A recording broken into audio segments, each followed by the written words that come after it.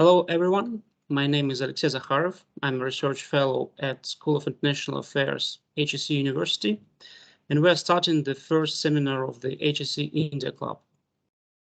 Together with my colleagues, Olga Harina and Nivedita Kapoor, we're hopeful that the club will emerge as the center of gravity for students, researchers, and practitioners interested in studying India. For this purpose, we will organize a series of events with Indian and Russian experts in an attempt to achieve a better and a more comprehensive understanding of India and the future of India-Russia relations. And today, I'm delighted to be joined by Ambassador P.S. Raghavan, a leading Indian diplomat and distinguished fellow at Vivekananды International Foundation, for the discussion of India's multi-alignment policy. To my mind, here in Russia, there is much confusion about Indian foreign policy principles.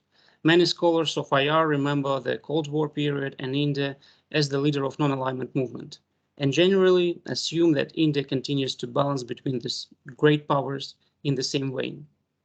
At the same time, it is clear that India's role in the international system has changed, and its external policy has seen changes as well.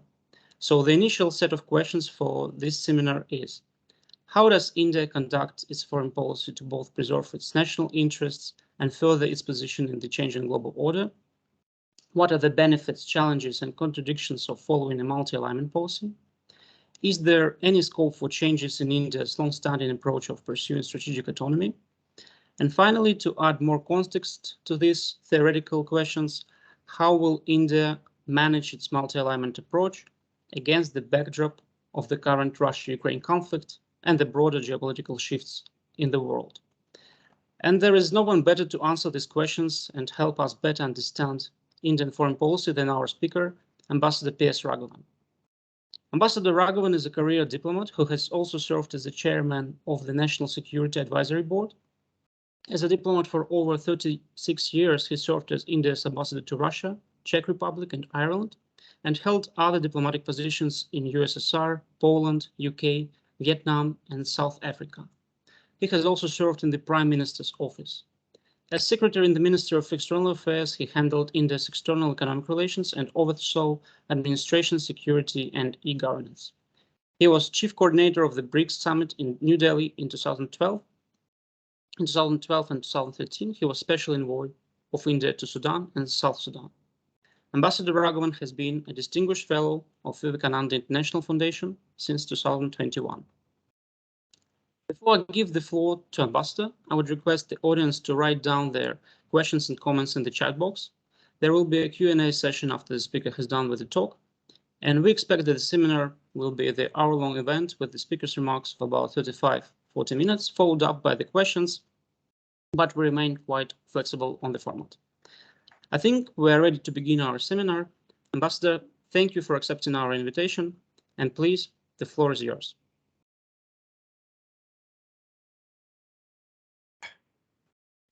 Thank you very much, Dr. Zakharov. Thank you for inviting me to the HSE, although virtually. And congratulations on setting up this India Club. As you said, familiarity with India's foreign policy, familiarity with India's current course is not that prevalent in the academic community in Russia. And I'm very glad that you've taken this initiative to try to correct that anomaly.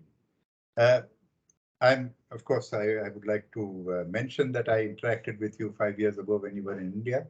So you are quite well versed in Indian foreign policy and the directions that we've taken over the last few years. So thank you very much once again for inviting me. I should also clarify that for all my past associations with the government, I'm no longer in government.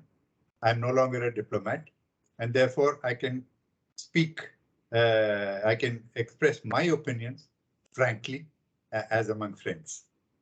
Now, you have suggested India's multi-alignment approach, and you posed a question there as to how will India manage its multi-alignment approach. Many people, many analysts in the recent public discourse have used various formulations to explain components of India's multi-alignment approach. They've called it non-alignment 2.0, they've called it strategic autonomy, all of that Now, all of these underline India's core foreign policy objective ever since its independence, which is actually to maximize its freedom of action, to promote its national interest. Now, of course, as you have said, this topic is well, quite topical in the current context. And I think if you look at India's recent actions, in large measure, they also provide a good answer to the question that you have posed in the title. Particularly after the commencement of Russia's special military operation in Ukraine, India, as you know, has come under tremendous pressure to join the US and its allies to condemn Russia's actions. To give you some flavor of the heated public discourse in India, which of course has also been joined by a procession of foreign visitors who have come to India, many of them have given us lectures somewhat like a parent educating an errant child about the distinction between right and wrong. You know, they told us that a blatant violation of international law should be condemned. They said that this is a choice between democracy and autocracy, and India as a democracy should know which side to take. They pointed out that Russia and China are getting too close to each other, and this cannot be good for India, especially considering India's strained relations with China. And also, they said that, you know, if India and China were to have another confrontation, Russia is unlikely to come to India's assistance. And then in the context of India's excessive dependence on Russian military equipment, we were also told that, you know, they would be willing to supply the latest technologies and that we should shift from dependence on Russian military equipment to other equipment that are being offered to us. And of course, at one stage, we were also advised or warned of consequences if we circumvented or backfilled the sanctions that had been imposed on Russia after February 24. Now, as you all know, India has responded suitably to these exhortations and to these veiled threats. So it has steadfastly abstained on all resolutions in the United Nations Security Council, in the United Nations General Assembly, and other international platforms which sought to condemn the Russian action. At the same time, India's response also contained some important nuances. India did emphasize that it is committed to respect for sovereignty and territorial integrity of states. But it also said that a constructive way forward is to be found respecting these principles. And three, what is regrettable is that the path of diplomacy was given up. Also, of course, India's first priority, as was expressed by our Prime Minister, was to ensure the safety and security of Indian students stranded in Ukraine, for which, of course, the cooperation of both sides in this operation, the cooperation of both sides was required. Of course, as you all know, India did not join the sanctions regime which has been imposed on a number of countries and has continued normal dealings with Russia. Now, the West criticized India for, according to them, sacrificing legality and principles for pragmatism. Their principal argument, of course, was that whatever the strength of India's relations with with Russia, it has to condemn such a violation of international law. Calling for restraint from both sides, according to them, was tantamount to equating the aggressor with the victim. Now, there are three responses to this. I mean, there are a number of responses to this, but three of the main ones. Number one, I think it is fairly well recognized in global politics that every major power now and in history has violated international law whenever it believes that it is in its national interest to do so. The United States did so when it invaded Iraq in 2003 on what turned out to be a false allegation of weapons of mass destruction there. The Chinese have virtually colonized the disputed islands of the South China Sea on very flimsy grounds. So, I mean, it is not unusual. I've just given two examples, but there are many, many other examples in history. Second, Indian diplomats remember very well the responses to multiple terrorist attacks in India masterminded by Pakistan, when many major powers responded precisely in the manner that they now find unacceptable. They called on India and Pakistan to exercise restraint. Why was that so? It was because Pakistan's assistance was important to them in their war on terror in Afghanistan. And so they were very careful about criticizing it. They should now understand that the same logic of pragmatism also drives India's response. Now, a third point is, which is specifically applicable to the current crisis. Though Russia's response could be called extreme, the actions of all the stakeholders over the years have created this breakdown of diplomacy. The seeds of this operation, Russians will definitely agree, were sown in 2008.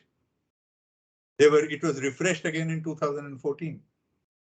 So in the 8, and also if you go into the immediate causes of the current crisis, in the 8 months from June 2021, Russia's security concerns had again been articulated. They were discussed with the US and NATO. And the US and NATO acknowledged these concerns, even if they felt that some of the Russian demands were unacceptable.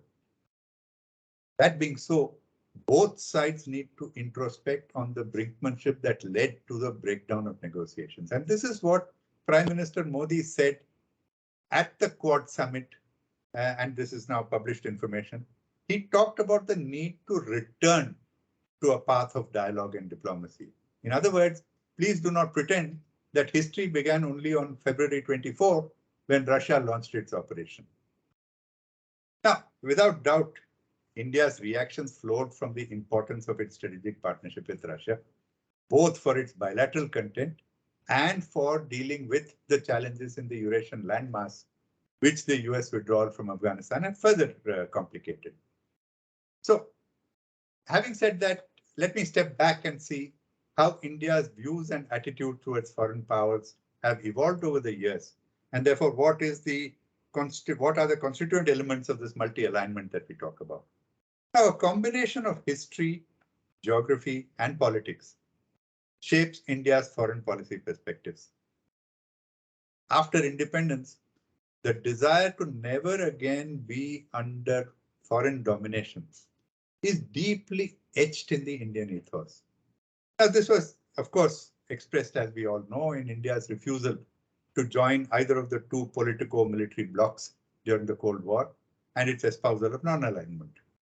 Again, non-alignment never meant, as many people assume, passive neutrality. It meant seeking the best deal for India between the opposing blocs. And that is what led to the close partnership that India had with the Soviet Union and the Indo-Soviet Friendship Treaty, of which we marked the 50th anniversary last year, in fact. Now, the end of the Cold War brought political and economic challenges, but also brought opportunities, because the world opened up to India freed from the shackles of the Cold War. Now, India naturally sought to grasp these opportunities and to broaden its network of international relations. It wanted to leverage its political standing in the developing world, the potential of its economic boom, the demography, and the strategic geography in South Asia and on the Indian Ocean. So, if you look at the India-US strategic partnership, that is a product of these new realities, and that is something that started in the early 2000s, overcoming the Cold War suspicions which had actually kept the two countries apart. In the early 2000s, in fact, after India's economic liberalization, India presented a big and exciting market for everyone, including the US. The US defense and nuclear power industries wanted to break into India's lucrative arms market and also its ambitious nuclear power expansion plans of those days. India, of course, happily grasped the opportunity of a partnership with the sole superpower. It wanted US technologies, it wanted US investments to fuel its growth, and it wanted to access a wider range of sophisticated military technologies. To be frank, also to diversify away from a Russian monopoly of its military acquisitions. And finally, and this is very important, which is often not grasped, an important subtext of the India-US strategic partnership, even at that time, was the shared perceptions on China. The US saw China, even then, as a rapidly rising claimant to superpower status, And they recognized the importance of a partnership with a strong democratic India in China's neighborhood. Particularly after India had unilaterally declared itself a nuclear weapons power in 1998, the US began to see India not as a passive, non-aligned country, but as a stronger one with legitimate security interests in its neighborhood. So the India-US partnership started gathering momentum even then, with the US role, and of course, it strengthened with the US role in tweaking the global non-proliferation regime, which of course the US itself had carefully built up over the years. And the US got the nuclear suppliers group to open up civil nuclear cooperation in India, waiving the requirement of the non-proliferation treaty. Meaning waiving the requirement of India signing the non-proliferation treaty. Of course, eventually it was the India-Russia nuclear cooperation that was the main beneficiary of this particular development. But this nuclear deal opened the door to a much broader India-US engagement. US defense sales to India increased very rapidly, from negligible amounts in the middle 2000s, early 2000s. It has gone up to about $20 billion by 2020. US became India's second largest trade partner after China, a major source of investment. The number of Indian students in US universities increased.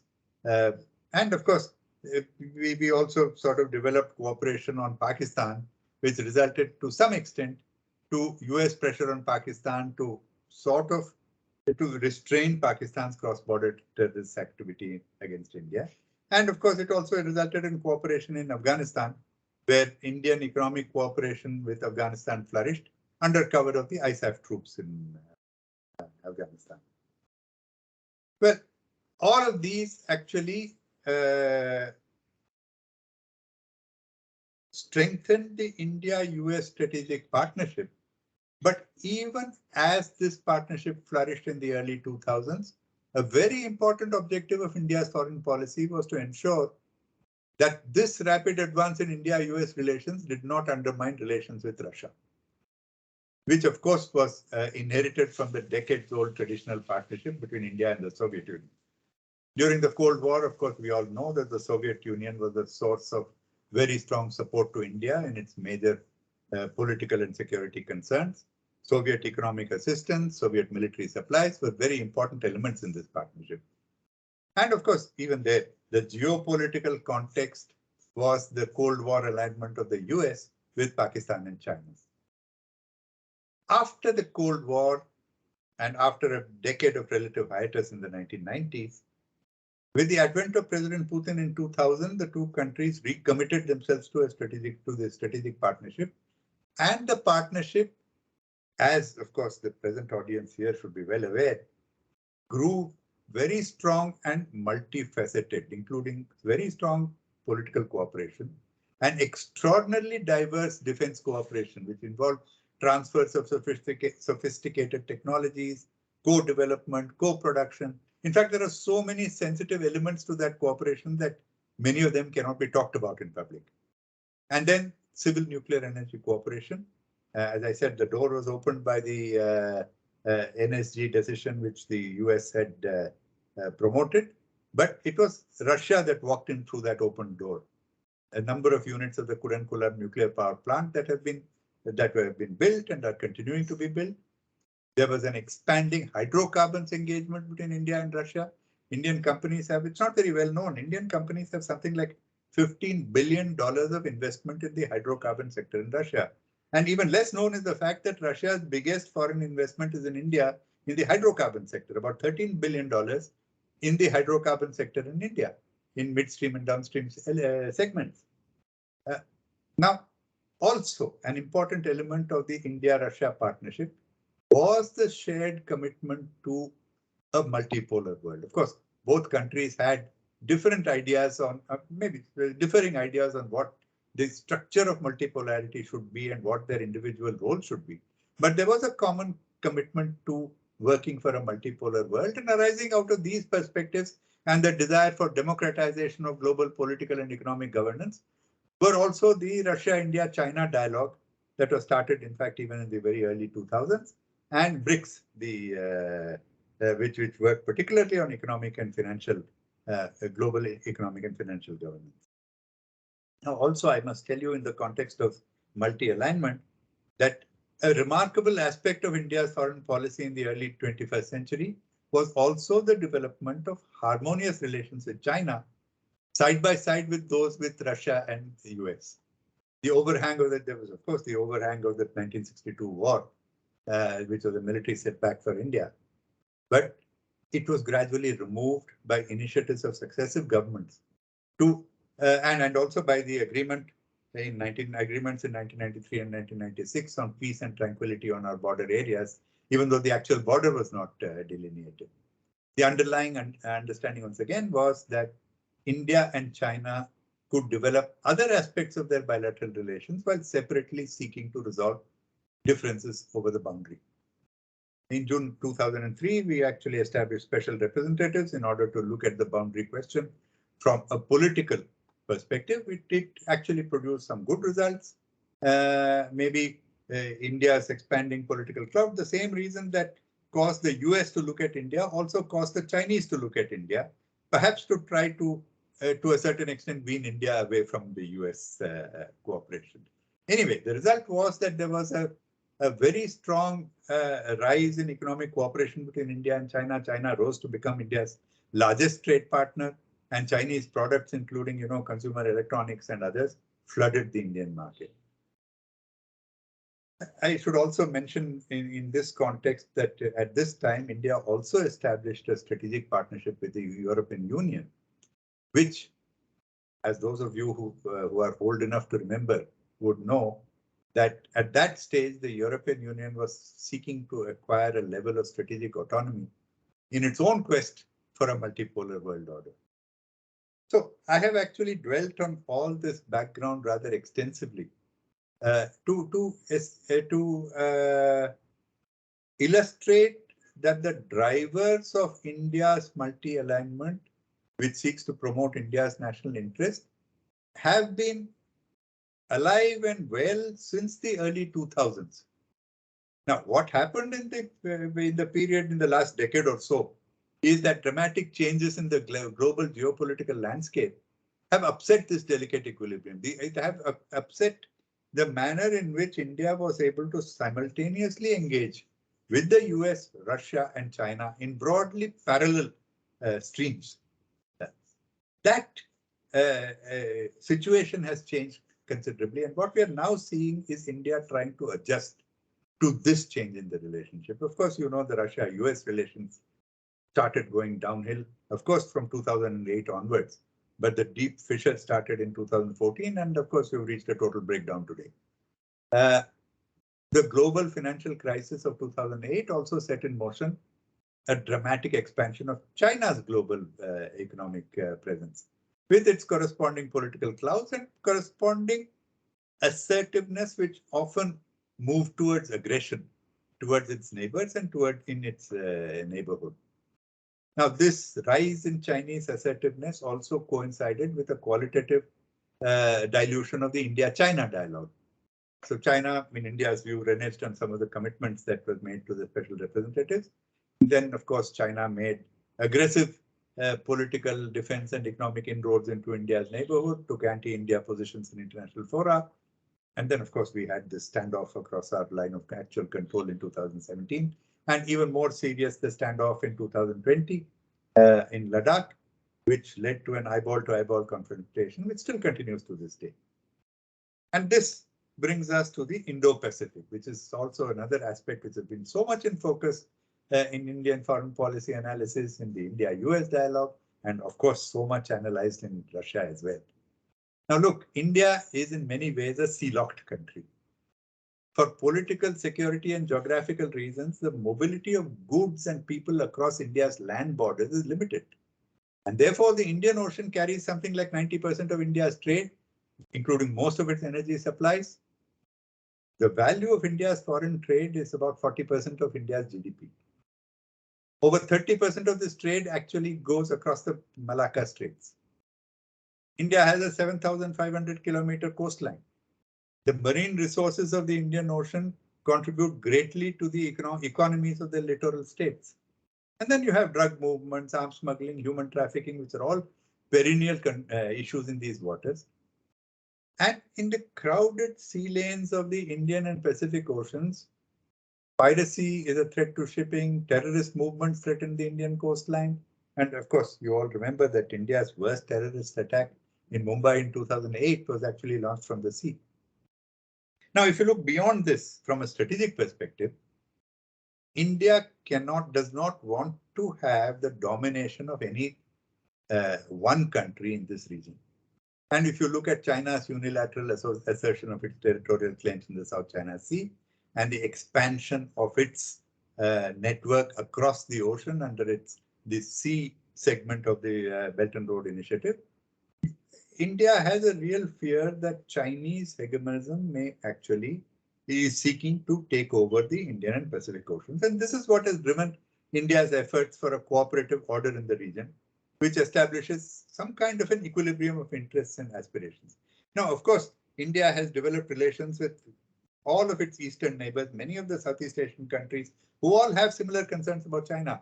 But the partnership which has, of course, got the greatest attention is that of India and the US in what is called the Quad, the India, US, Japan, Australia gathering, the grouping, sorry. So this is part of the many efforts that US has undertaken and initiatives that US has undertaken in this region, which of course famously includes the latest military pact of AUKUS, which is Australia, UK, and the US.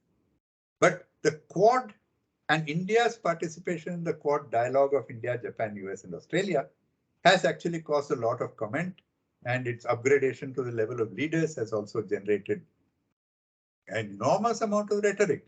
But, you know, stripped of the rhetoric, the fundamental driver of the dialogue from an Indian perspective is to create some kind of a political equilibrium and a sustainable architecture in this region that draws China into a cooperative order in this region. And that, as our External Affairs Minister has said, what you're looking at is that if you want a multipolar world, it should also have a multipolar Asia. In other words, not a Chinese hegemony. Now, India has also tried to draw Russia into a dialogue on the Indo-Pacific. You know, in 2019, when our Prime Minister went to Vladivostok, India's message to Russia was that the Indo-Pacific engagement of India is meant to draw China away from hegemonistic ambitions and towards a cooperative order in the region. And this should be in China's interest. Sorry, this should be in Russia's interest as well. It is, in fact, the basic substance of President Putin's vision of a greater Eurasian partnership. And that is what actually inspired the ACT Far East initiative of the Prime Minister Modi, which includes, of course, an Indian line of credit of $1 billion to fund developmental projects in the Russian Far East, the opening of the Vladivostok-Chennai maritime corridor. All of this was meant to reassure Russia that India's objectives in the Quad and the Indo-Pacific was not anti-Russia. However, of course, I mean, you have to say that Russia continues to view India's Indo-Pacific engagement with a considerable amount of apprehension, since it sees US policies in the region, as opposed to India's, US policies in the region as targeted at both Russia and China. Okay, since I also promised to be frank, let me say that the flip side of Russia's apprehensions about India's Indo-Pacific engagement is India's concern about the surge in Russia-China relations, which, as we all know, has acquired near alliance status. And the concern often expressed in India, which of course Western countries have sought to encourage, and which has been intensified after the current crisis, is whether its antagonism with the West will drive Russia so close to China that it will undermine the India-Russia strategic partnership, particularly in defense equipment. After all, the fundamental requirement for cooperation in sensitive technologies is the trust on both sides that shared technologies will not be passed on to the partners' adversaries, and further, that equal or better technologies will not be shared with the partners' adversaries. Now, so both these sets of issues, the Indo-Pacific as well as the Russia-China near alliance, if you like to call it that, are challenges to the multi-alignment strategies of India, and they require delicate handling with all the countries involved. So if we were to draw all these strands together, two major imperatives flow from India's geography. One is the economic and security interests in the Indo-Pacific space, about which I have said a lot. But the other is the strategic importance of the continental landmass to India's north and the west. Both Indian and Russian perspectives are Indian and US perspectives are less convergent on India's continental flank. The continental flank is a crowded space in India's extended neighborhood in the north. The Central Asian countries, they border Afghanistan, Iran, Pakistan, and China. You have just a narrow sliver of land that actually separates Tajikistan from Pakistan-occupied Kashmir. In a complex neighborhood like this, it makes a great deal of political sense to strengthen relations with your neighbors' neighbors. Now, India has a centuries-old economic and cultural connect with Central Asia, and that provides fertile ground for revival of relations, which effort India has recently intensified in recent years. Connectivity and cooperation with Afghanistan and Central Asia also require close engagement with Iran and Russia, as well as a monitoring of the Russia-China dynamics in the region. So all of this reinforces the political and strategic importance of the partnership with Russia, the bilateral pillars of which I have already mentioned.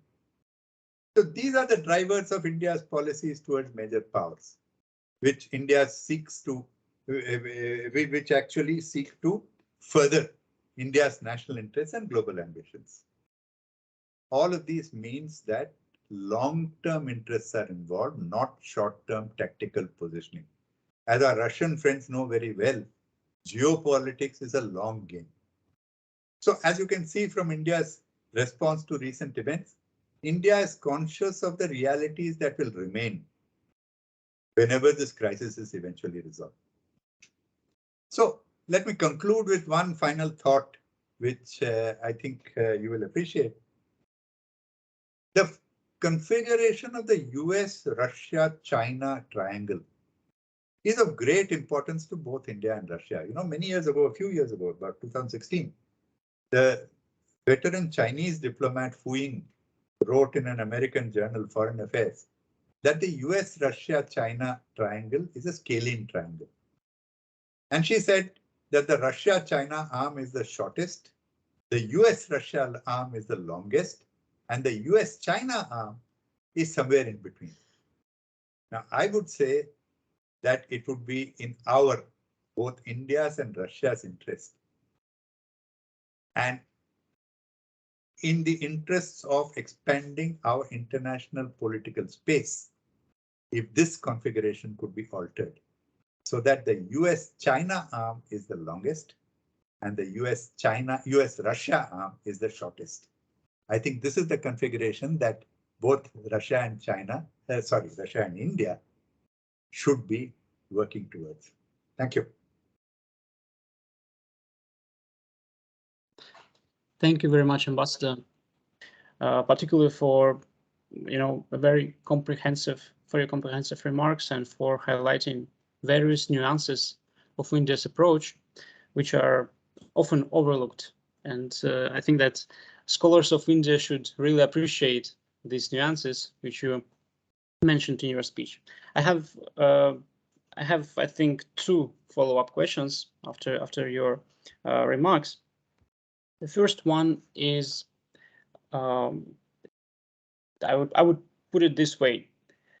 How could the change of Russia's position as the result of the ongoing conflict in and over Ukraine could affect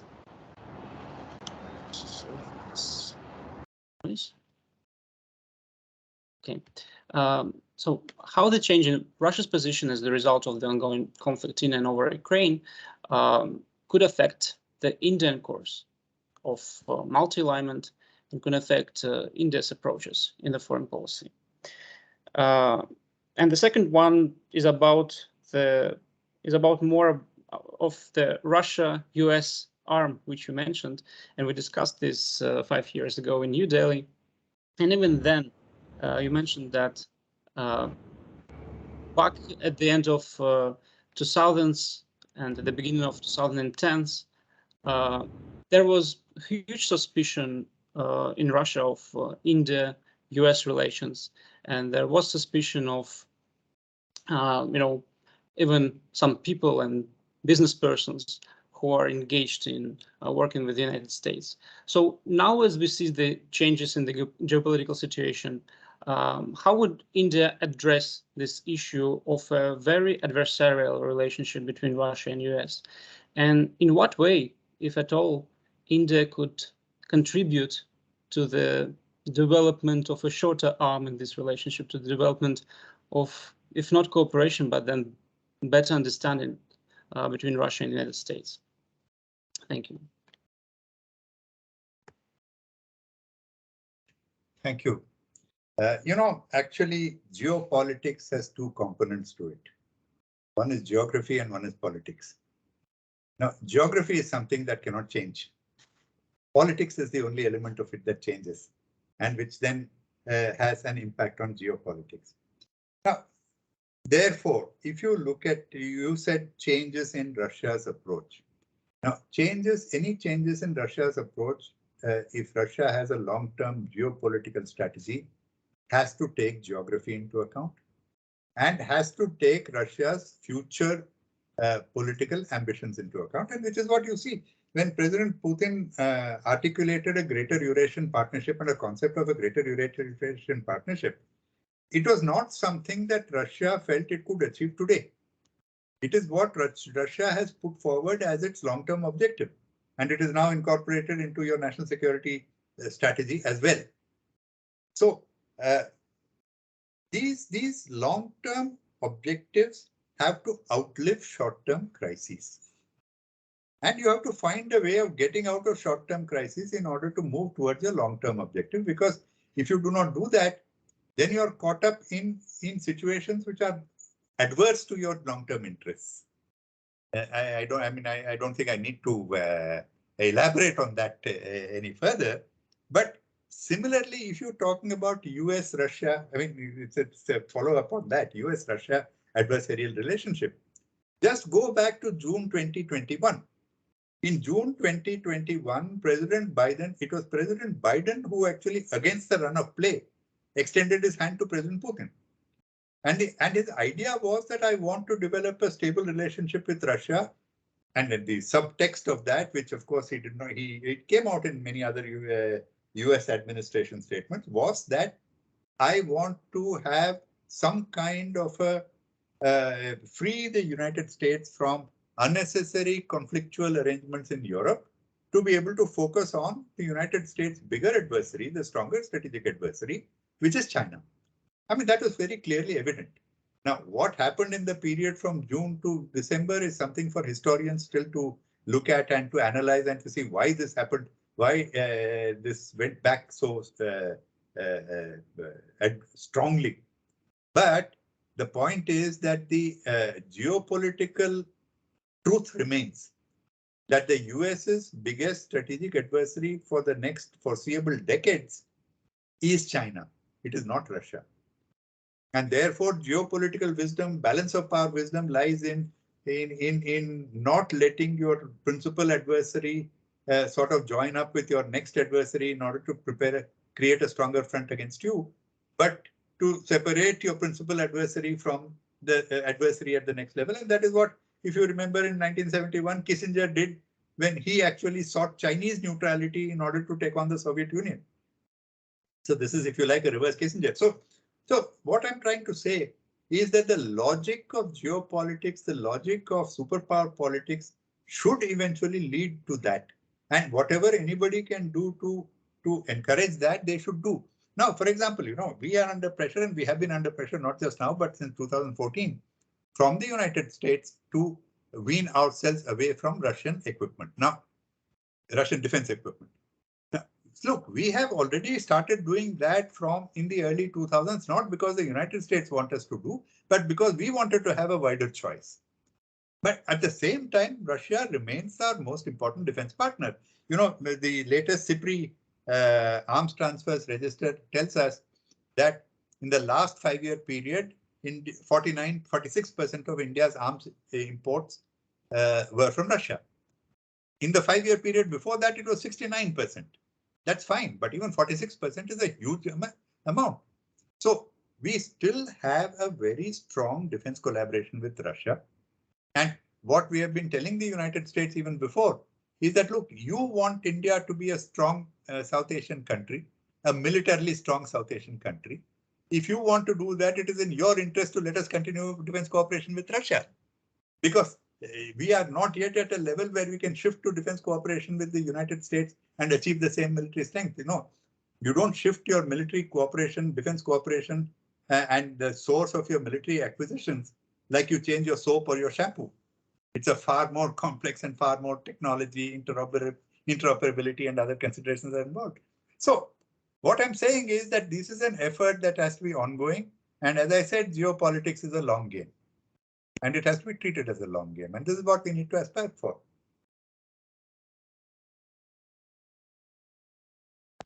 Thank you. Thanks a lot. And you mentioned June 2021. I think that some Russians would want to return back to this time. It was time of hope, at least geopolitically, that Russia and US will find common ground to live together in this world. But I think now I want to remind you that in the Quad meeting, along with Japan and America and Australia, our Prime Minister actually said it in the Quad meeting, that please return to the path of dialogue. Return to the path of dialogue, which means you had a dialogue, which you have moved away from. So, you know, it's something that our Prime Minister has emphasized. Yeah, that's important. And that's important that it was said at the Quad meeting along with partners from other Quad nations. I think now we are ready to open up discussion, and I would invite your questions.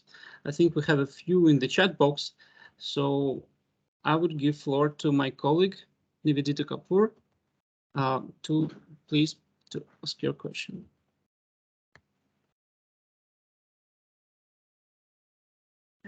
Thank you, Alexei. Thank you, Ambassador, for this excellent talk. I wanted to ask you about how Russia comes out of this crisis, right? Right now, we are not exactly sure of how this will pan out, but once this crisis reaches its conclusion, the kind of Russia that comes out of it, how does that affect India's multi-alignment approach? I mean, in the sense of what would you consider for India a best case scenario, and what would be the worst case scenario for India, if you could think that through? Thank you.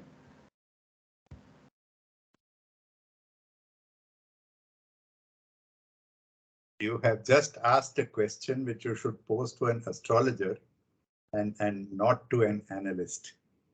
How will this end? You know, actually, I've written something about the potential end game to this crisis.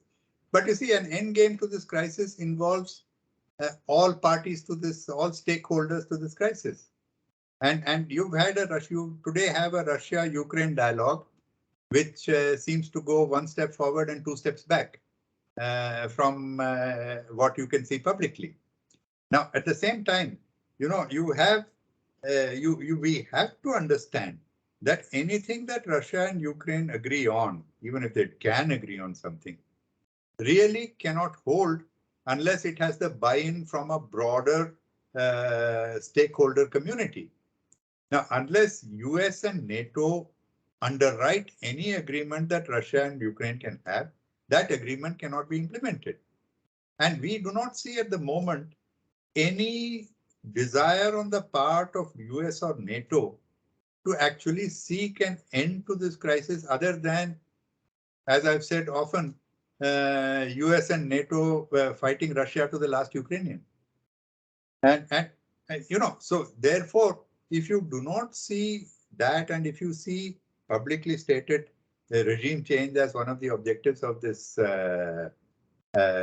campaign, I do not know where it will end. You see, eventually, European security architecture cannot be stable unless it incorporates harmoniously the largest European country. It is the absence of that that has led to this, whatever you call it. I mean, you call it a special military operation, whatever you call it.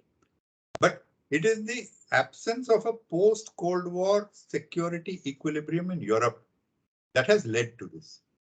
And you have to find a way. If you find a messy outcome to this in the sense that you have some kind of a band-aid which is used to sort out tensions for the moment, you're only opening the door for a later confrontation that will that will seek to achieve a more sustainable equilibrium. That's all one can say. I mean, at the moment, there is very little that you can say. I mean, there is a campaign that is going on. Also, there is a fog of war in the sense that we are all watching something that is told to us without being able to verify how true it is. So, you know, to make any kind of a prognostication of the outcome of this operation is very, very difficult at the moment. But as I said, in the longer term, if you need to have this equilibrium, you need to have a harmonious accommodation of the interests of all countries involved. And, you know, everybody is acting as though Russia will go away. Russia is a country. It is not a leadership. It is not a government. So Russia will remain, you know, as the largest country in the world, it will remain. So, you know, like banning Russian players from Wimbledon and things like that, you're trying by removing the Russian flag from their names, you're confusing a nation with a government's policies.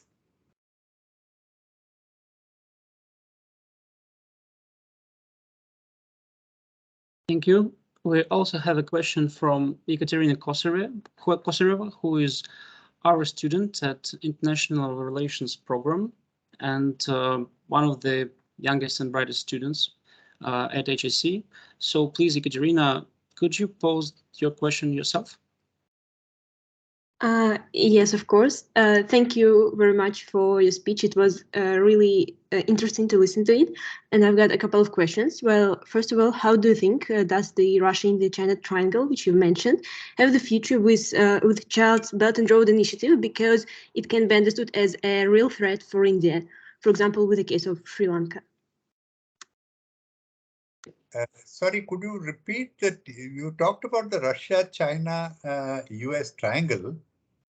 But where did Sri Lanka come into it? I missed the last part of it, actually. Russia, India, China triangle, and India, China triangle. Sorry. Yeah, sorry. And how it can be developing as against China's intention to develop Belt and Road Initiative, because some of its initiatives under the aegis of this project run counter to Indian interests. I think that Sri Lanka was the case, but we're also all aware about CPEC. And India raised its apprehensions against this initiative. Yeah, no, well, you know, this is a major challenge, and there are lots of people in India, as you are aware, who are actually questioning the validity of continued Russia, India, China engagement. Now, you know, it is not possible to choose your engagement based on only convergence of interests. As I mentioned in my presentation, Russia, India, and China share in a way an extended neighborhood, which is in that region of Central Asia, Iran, Afghanistan, Pakistan. We have not necessarily convergent interests there, but at the same time, you need to be present in order to protect your interests. Now, similarly, the Belt and Road Initiative is not something that India considers in its interest, and particularly CPEC, as you mentioned.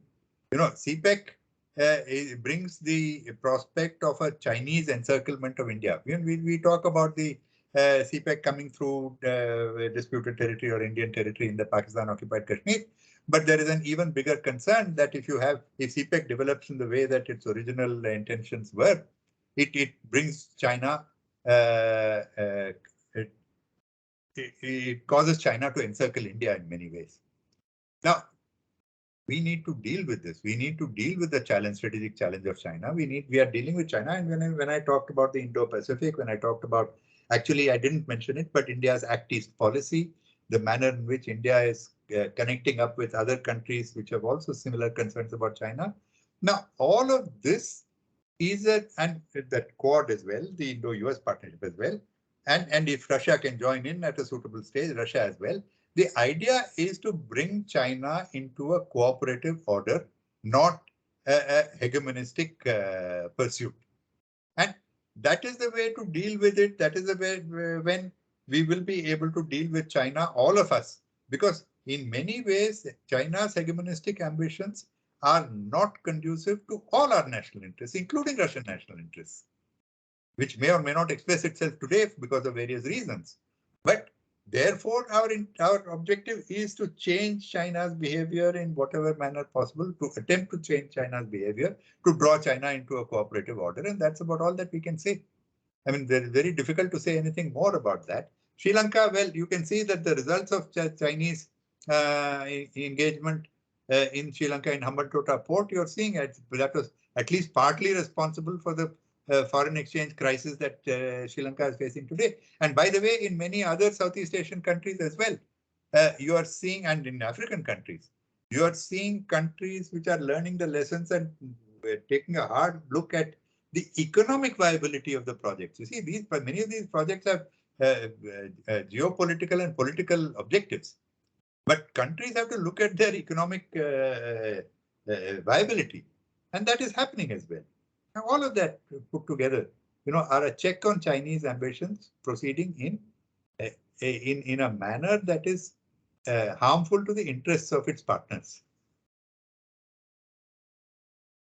I think there is also a second part of the question. Ekaterina, would you like to pose it yourself? Yes, of course. I suppose my second question is very close to the last question, which we can see on the chat box. I wonder whether... Actually, yes. I can't read the questions on the chat box because it is too far from me and my eyesight is not that great. Okay. So no problem. Yeah, we will read it. Okay, so do you believe India and Russia can really increase their economic cooperation under the current circumstances? Because even some Chinese companies are not thriving to get to the Russian market due to some sanctions. For example, the case of UnionPay, I read it today that Chinese UnionPay company, they are not really willing to get to Russian market because they are afraid of sanctions. And there is also a follow-up question in the chat box from our colleague Olga Harina, who basically the question is similar. What are the possibilities to avoid these secondary sanctions in collaboration with Russia? I guess possibilities for India. Yeah, well, so far there are no secondary sanctions. All the sanctions are primary sanctions. They're very specific. Of course, the financial banking sanctions are one set of sanctions, but in terms of products, there are a list of banned items, and they all govern territories, their currencies, and their entities. So US territory should not be used, US entities should not be used, US currency should not be used in trade with Russia in particular areas. Therefore, if you can find, and since India has said that it is not a party to the sanctions, if India or China or whoever, I mean, there are a number of others, Turkey as well, Japan in many ways, there are many areas. So if you can find ways of trading in areas without going through the countries which are imposing the sanctions, trade is really open. So formally, there is no secondary sanction. I'm saying formally, because informally, the US has even warned China that, there will be consequences. These consequences are a word actually that since 2014, we've been hearing very frequently that there will be consequences. So these consequences are undefined. But this, and I think what is happening is that Chinese companies which have major operations in the US are being careful about what they can what they will do with Russia and what they will not do with Russia.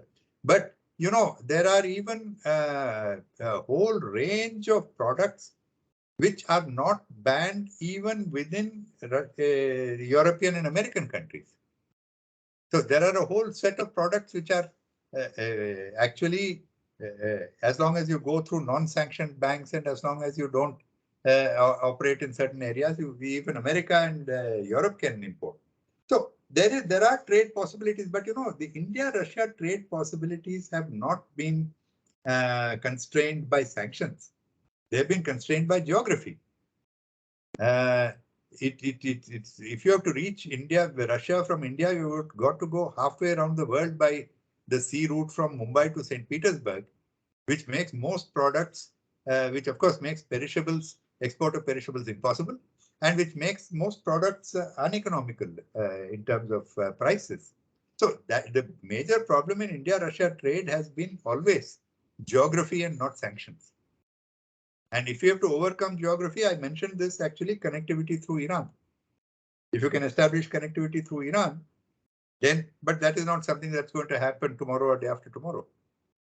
So India-Russia trade will always be constrained, and it will always be constrained because of geography much more than sanctions. There is, of course, this business of oil, which is a very strange matter which was raised by the Western countries to India, saying that, you know, don't try to increase your oil import, which is extraordinarily hypocritical because they're all buying oil right, left, and center. Nobody has stopped buying. Of course, the US has stopped buying Russian oil, but the US never required it, except for their diesel production. But even Europe has said that it will only stop by the end of the year. UK has said it will only stop purchasing oil by the end of the year, and meanwhile they're stockpiling oil. Their oil imports from Russia has increased. So to tell India not to buy oil from Russia because it is discounted, I think it's very odd. But India is continuing to buy oil. But anyway, as far as economic cooperation goes, there are other restrictions and not sanctions. I would like to share with you my observations. I think that now if we speak about the economic part of Russia-India relations, there is a renewed momentum of attention towards India, because India has always been appreciated as a political partner in Russia, but to some extent underestimated as an economic partner. So now there are lots of brainstorming sessions among Russian businesses on how to really enter the Indian market. What are the opportunities for this, and what are the bottlenecks which could prevent Russian companies from entering? So I think that for the moment, maybe from 2 or 3 months from now on, we will see the renewed interest in how to build economic ties with India from the Russian part. I think we are running out of time, but we can take 1 or 2 more questions from the audience. Please raise your hands, turn on your mics. If there are any questions, you can use this opportunity and ask it. I can't see any questions in the chat box, and I can't see any hands from the audience as well. Then I will use my right as a moderator and will ask the final question, because I actually have lots of questions. Thanks for the very interesting remarks. So you mentioned the connectivity with Iran, which is actually the major bottleneck, as well as the general logistics between India and Russia. So as I understand, this connectivity through INSTC, and especially the utilization of Chabahar port, is being viewed in India as an attempt to reach out to Central Asia, not only to Russia and further to Europe, but also to connect India with Central Asia by passing the troubled border with Pakistan. And in the recent months, there was a new momentum in India-Central Asia ties. India organized a series of summits at the level of ministers of foreign affairs. There was a virtual summit between Prime Minister Modi and the leaders of 5 Central Asian republics. So what is your opinion, whether these attempts from New Delhi will be sustainable, and how these changes after the February 24 and probably some hopes in India, which existed, I know I heard this, hopes that there is a scope of joint India-Russia cooperation in Central Asia. So how these plans and expectations could be affected by the current situation? The current situation should and probably is already, as you said, Russian companies are quite keen to deal more with India. That is something I've also heard, and they were very attached to their European connections, and now they're shifting to inquire about possibilities of Indian trade. That's true. That will obviously promote the movement of goods through Iran. And there are a number of positive elements there. I mean, see, the North-South transport corridor is a specific. It originally started with Bandar Abbas as its pivotal point, and from Bandar Abbas northwards. Then Chabahar came in, and then of course there are these plans for this northward link from Chabahar to Zaidan, which is what at the moment is still not complete. At the same time, the route from these various Caspian ports are open. They are actually available, and Kazakhstan has been using the North-South corridor in whatever form for quite a while now. So all of these mean that there will be greater impetus. And actually, you see, even if this crisis vanishes tomorrow, which I mean, it's not going to happen, but even if it vanishes tomorrow, this opening of this route because of this crisis will continue, because the viability of this route is very great. It actually cuts, it not only connects India with Central Asia and Afghanistan, which was always mentioned as the primary objective of it, but it also then opens up a connection between India and Russia and Northern Europe, in fact. So certainly this crisis has caused more people to look at this route, more people to see how to make this route viable, and how to use various already existing connections in order to promote traffic through Iran. And of course, as you know, because the US is so fixated on Russia, it is actually willing to look a little bit more benignly on Iran, and therefore is less likely to object initiatives through Iran, which also has its own dynamics in the current situation. So whether it is a North-South transport corridor in its formal form or various arrangements which can come up. And mind you, Central Asia has been very, very keen on this link, because for Central Asia, for countries like Uzbekistan, Chabahar is the shortest access to the Indian Ocean. I mean, we always think of it as India wanting access to Central Asia. The point is Central Asia also wants access to Indian Ocean. And that is a driver. And Central Asia, by the way, has very good relations with the US as well. So that is another driver of movement through Iran, which can work in the short to medium term.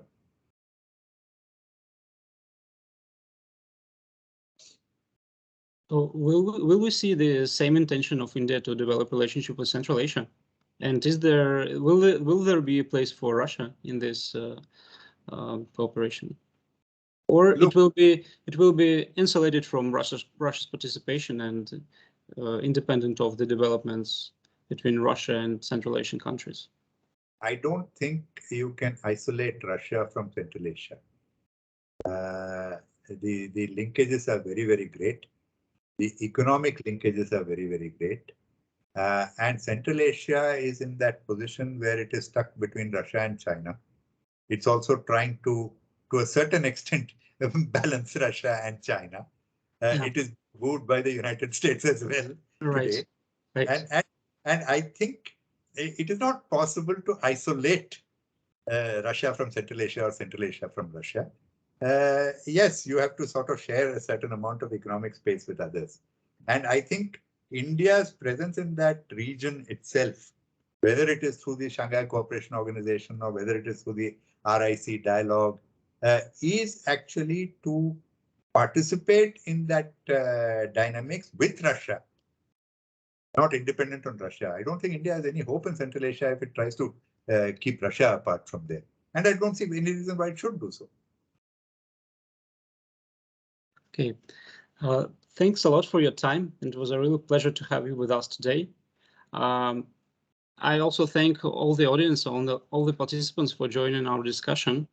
I think it was very useful for our members, usefuls, and other guests. And we will, of course, inform you about our future events, which we hope to organize regularly on a regular basis, probably on a monthly basis.